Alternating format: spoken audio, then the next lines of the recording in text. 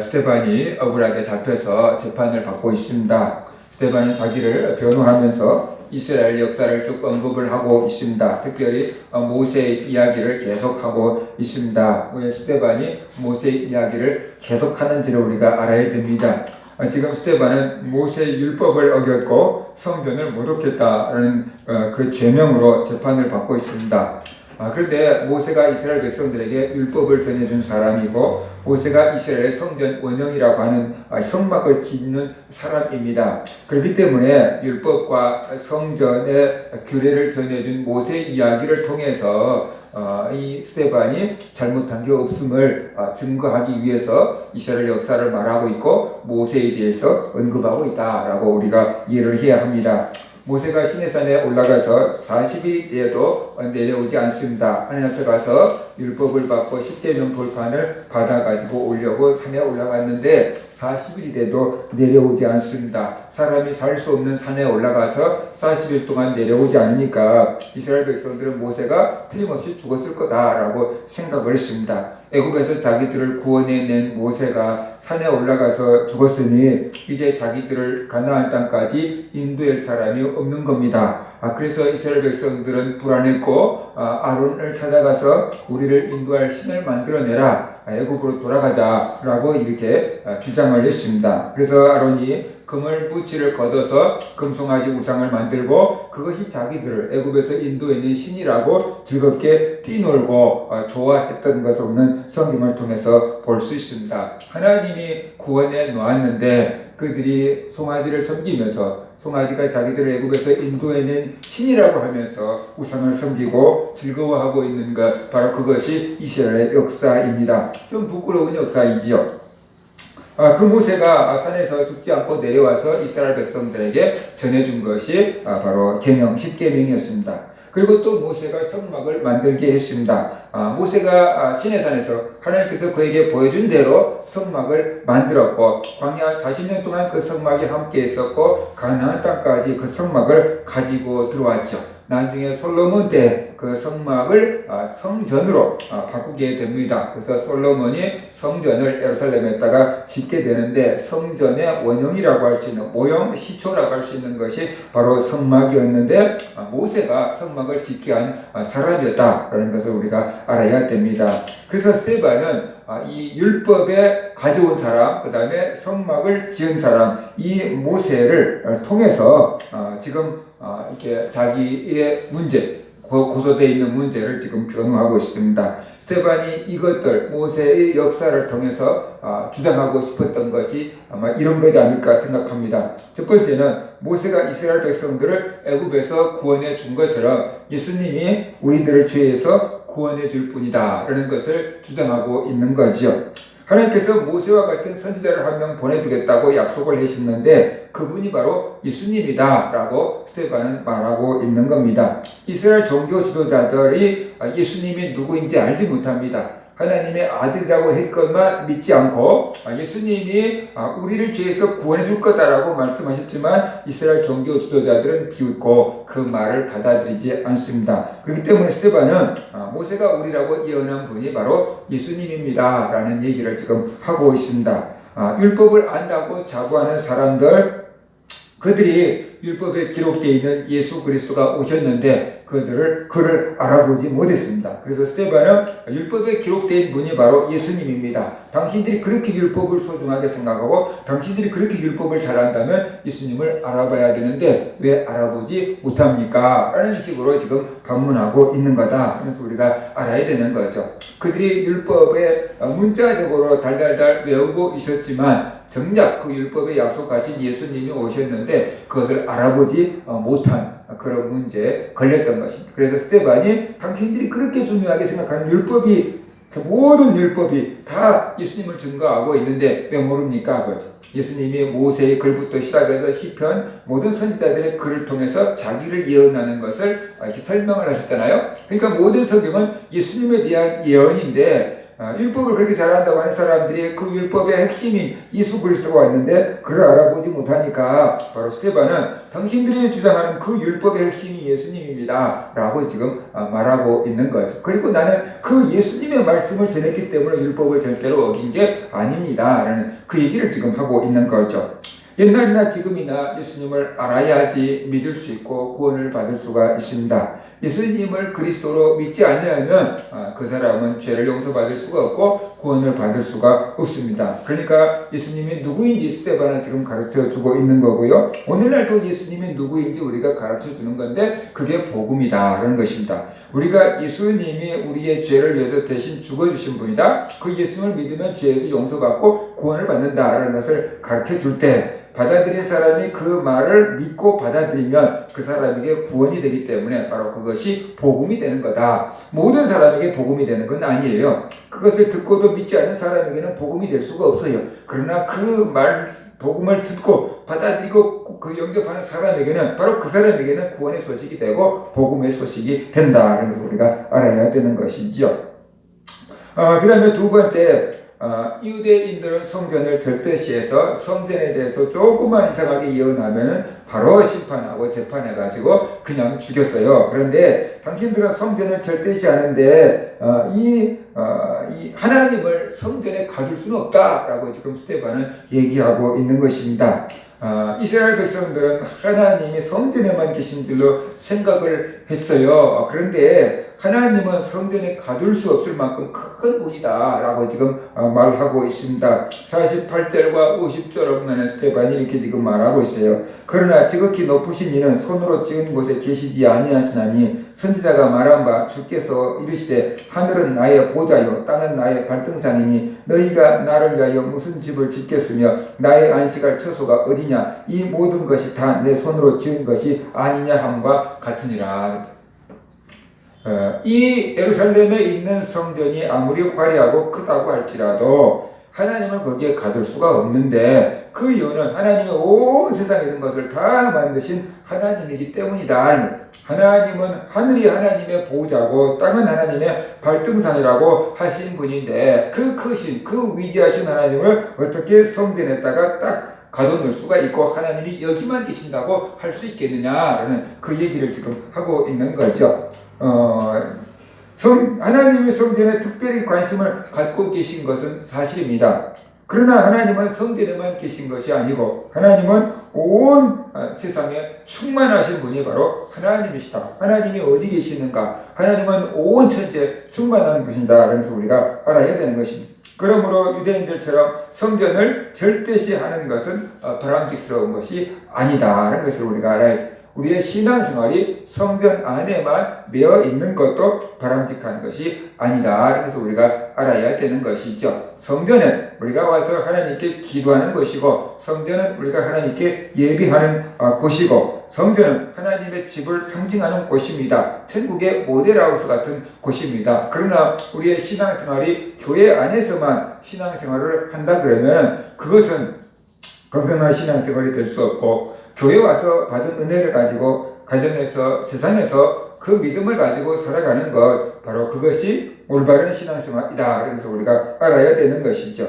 물론 교회 와서도 하나님을 찾아야 되지만 가정에서도 하나님을 찾아야 되고 일터에서도 우리가 하나님을 찾아야 되고 세상 가운데서 어디든지 우리가 하나님을 찾고 예배할 수 있는 그런 신앙이 되어야지 하나님이 교회에만 계신 것처럼 생각을 해서는 안 된다 라는 것을 우리에게 말씀을 해주고 있습니다. 우리의 신앙생활이 교회 안에만 한정되면 안 되고 우리가 교회 밖에서도 우리가 믿는 사람으로서 살아갈 수 있는 그런 믿음 또 그런 자세를 우리가 가져야만 한다는 것입니다.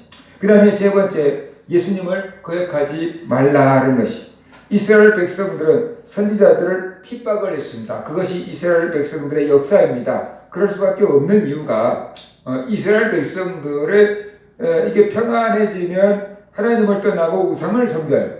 그러면 하나님께서 선지자들을 보내서 너희들이 잘못했다. 너희들이 우상을 섬기고 잘못했다. 지금 빨리 회개하라. 그렇지 않으면 하나님이 너희들을 이방 나라에 팔아버릴 거다. 너희가 외국에 포로로 끌려가게 될 거다. 이런 메시지를 자꾸만 전하는 거예요. 그러니까 그 믿음이 없고 우상을 섬기는 사람들 입장에서 볼 때 자기들의 죄를 지적하는 선지자가 싫었고, 선지자가 자꾸만 너희들 그러면 이방 나라의 포로로 잡혀간다, 아빠들은 죽고 엄마들은 포로로 끌려가고 애들은 뭐 노예가 된다, 이런 식으로 예언을 하니까 그들 입장에서는 선지자가 자기들을 협박하는 것처럼 받아들여진 거죠.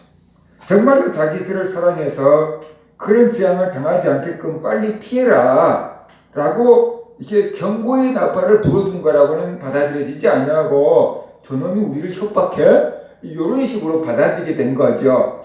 경고의 나팔을 불어주는 것도 그렇게 달갑지는 않은데 협박한다고 받아들였으니까 얼마나 반감이 샀겠어요. 그래서 이스라엘 백성들은 늘 자기들을 향해서 이렇게 뭐랄까 경고의 메시지를 보내는 선지자들을 돌멩이로 쳐서 죽였던 거죠. 저놈만 죽여버리면은 우리가 저런 불안한 소리를 안 들어도 된다는 거죠. 저놈 죽이면 누가 우리한테 뭐 협박하겠어. 그래서 선지자를 죽이는 거예요.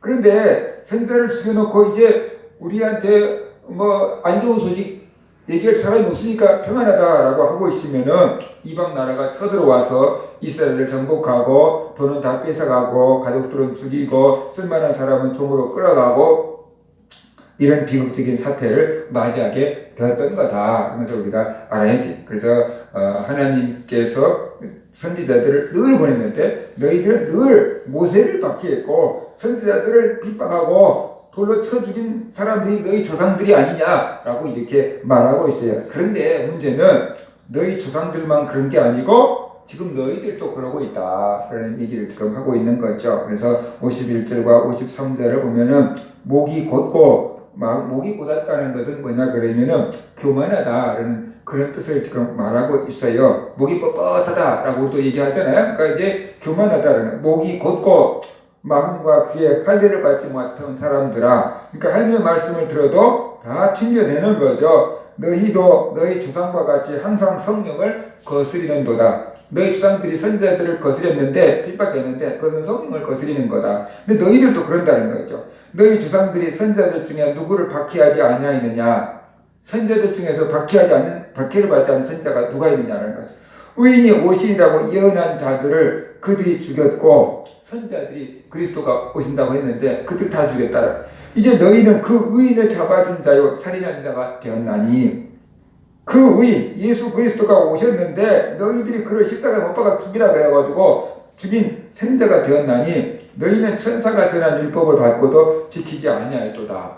진짜 율법을 지키지 않는 사람들은 내가 아니고 너희들이다 라고 지금 스데반은 얘기하고 있어요. 모세가 전해준 율법을 예수님이 바꾼다고 했다.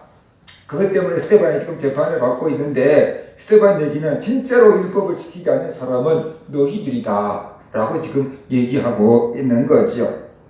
하나님이 보내신 자, 선자들이 늘 약속했던 자, 그분이 왔는데 너희들이 그분을 받아들이지 않고 그분을 잡아다가 십자가에 못 박아 죽게끔 만들었으니까 너희들이 하나님을 대적한 사람이고 너희들이 율법을 어긴 사람들인데, 네가 법을 어기면서 나를 재판할 수 있느냐? 그 얘기를 지금 하고 있는 거죠. 너희들이 법을 어기고 하나님의 법을 어기고 하나님의 아들 예수 그리스도를 십자가에 못 박아 죽여놓고 무슨 자격으로 나를 재판할 수 있느냐? 내가 무슨 죄를 지었느냐? 너희들이 더 큰 죄를 짓지 않았느냐? 라고 지금 스데반이 얘기하고 있는 거죠. 그 유대교에서 공회에서 재판자리에 앉아있던 사람들이 볼 때는 황당한 말로 들렸겠지만, 스데반은 자기 시각에서 그렇게 지금 자기를 변호하고 있는 거다라고 볼 수 있습니다. 누구든지 다 자기 시각에서 세상을 바라보기 때문에 자기는 옳고 상대방은 틀렸다라고 생각하게 되는데, 공회 회원들, 유대교의 어떤 높은 자리에 앉아서 재판하고 있는 종교 지도자들이 볼 때는 스데반 저놈이 미쳤구만 라고 이렇게 생각했을 거예요. 그러나 스데반이 볼 때는 저 사람들이 지금 율법을 어기고 있는 사람들이 틀림없다 라고 지금 얘기하고 있는 거죠. 하나님이 보내신 의인을 거역하는 것은 하나님을 거역하는 것이다 라고 지금 말하고 싶습니다. 더 이상 예수님을 거역하지 말고 예수님을 구주로 영접하라 라는 경고를 지금 하고 있다라고 볼 수가 있습니다. 이스라엘 백성들 늘 잘 믿는다고 했지만 조상들처럼 조상들이 늘 믿는다고 하면서 선자를 이렇게 핍박하고 선자들을 죽였던 것처럼 그들도 지금 예수 그리스도를 죽여놓고도 자기들이 잘 믿고 있다라고 생각하고 있다는 것이죠. 우리도 이런 착각을 하고 있을 때도 많죠. 내가 예수 그리스도를 잘 믿고 있다라고 착각할 때가 많이, 내가 목사니까, 내가 성경을 많이 하니까, 내가 교회를 오랫동안 다녔으니까, 내가 또 교회 많이 섬기고 봉사하니까 내 믿음이 좋다라고 착각할 때가 참 많이 있습니다. 우리의 믿음을 판단하실 이는 내가 아니고 우리의 믿음을 판단하실 이는 하나님이다, 그런 것입니다. 우리는 늘 두렵고 떨리는 마음으로 하나님 앞에 우리 자신을 돌아보고 겸손하게 살아가야만 되는 것이다. 그래서 우리가 알아야만 되는 거죠. 또 주변에 있는 사람들이 저 사람 믿음 좋아, 저 사람 믿음 좋아, 저 사람 예수 믿고 축복받아서 자꾸만 얘기해 주면은 내가 정말로 믿음이 좋은 줄로 착각하는 거예요. 그런데 하나님 앞에 섰을 때는 사람들의 그 평가가 중요한 게 아니고 하나님의 평가가 중요한 것이고, 겉으로 드러난 내 믿음이 중요한 게 아니고 하나님이 보시는 내 마음의 믿음이 중요한 거다, 그런 것을 우리가 알아야만 되는 것입니다. 그래서 사람들의 평가에 너무 휘둘릴 필요도 없는 거고, 내 스스로 내 믿음이 좋다는 착각도 할 필요가 없는 거고, 오직 우리는 믿음 위에 서야지라는 마음 가지고 그냥 달려가는 거죠. 내 믿음을 바로 세워야지라고 하는 그 마음을 가지고 끊임없이 앞으로 나가는 것, 그런 자세만 있을 뿐이다. 그래서 우리가 알아야 됩니다. 모세가 이스라엘 백성들에게 율법을 전해준 것처럼 예수님도 우리에게 하나님의 계명을 전해 주었습니다. 새 계명을 너에게 준다라고 말씀했잖아요. 예수님의 새 계명은 서로 사랑하라, 그런 계명을 허락하셨습니다. 모세는 십계명 돌판을 가지고 왔어요. 그 돌판 2개에다가 십계명을 받아가지고, 하나님이 써주신 그 십계명을 받아가지고 왔어요. 그런데 예수님은 우리의 마음의 마음에다가 계명을 새겼다라고 말씀하고 있습니다. 모세는 눈에 보이는 돌판에다가 십계명을 들고 왔는데, 예수님은 우리의 마음에 성령으로 인을 치고 성령으로 불도장을 찍고 성령으로 우리의 마음 가운데 계명을 심었다라고 이렇게 말씀을 하고 있습니다. 그래서 예수 믿는 사람들 마음 가운데에는 계명이 새겨져 있는 것, 십계명 돌판이 아닌 주님이 주신 그 계명이 심어져 있는 것입니다. 새겨져 있는 것입니다. 모세가 이스라엘 백성들에게 성막을 짓게 했잖아요. 수많은 사람들의 헌신과 수고를 통해서 성막이 만들어졌잖아요. 그런데 예수님은 우리에게 눈에 보이는 성막을 짓게 하신 게 아니고 우리의 마음에다가 성전을 지으셨다라고 성경은 말씀을 하고 있습니다. 예수 믿는 사람, 저와 여러분의 마음 가운데 성령 하나님이 와 계신다는 거예요. 그래서 이제 우리는 하나님의 성전이 되었다. 우리의 몸이 하나님의 성전이다. 이런 교회는 예배당, 예배하는 장소인 것이고, 예수 믿는 저와 여러분 하나하나 다 성전이다. 왜? 하나님의 성령을 모시고 있기 때문에 우리가 성전이다 라고 성경은 이렇게 말씀을 하고 있습니다. 그래서 이스라엘 백성들이 예루살렘 성전을 굉장히 거룩하게 생각을 했는데, 이제 우리 예수 믿는 사람 한 명 한 명이 성전이다. 그래서 우리가 알아야 돼. 그래서 내가 값으로 산 하나님의 것이고 내가 성령님을 모시고 있는 성전이다. 그래서 우리가 알아야만 된다는 것이, 내가 하나님의 성전이다. 내가 하나님을 모시고 있다. 라는 것을 깨닫고 우리가 또 성전을 거룩하게 정말 관리하며 살아가야만 되는 것입니다. 우리의 마음에 성령님이 와 계십니다. 그 성령님께서 우리의 마음에 감동을 주십니다. 성령의 인도하심을 따라서 살아가는 그런 성도님들 되시기를 주의 이름으로 축원합니다.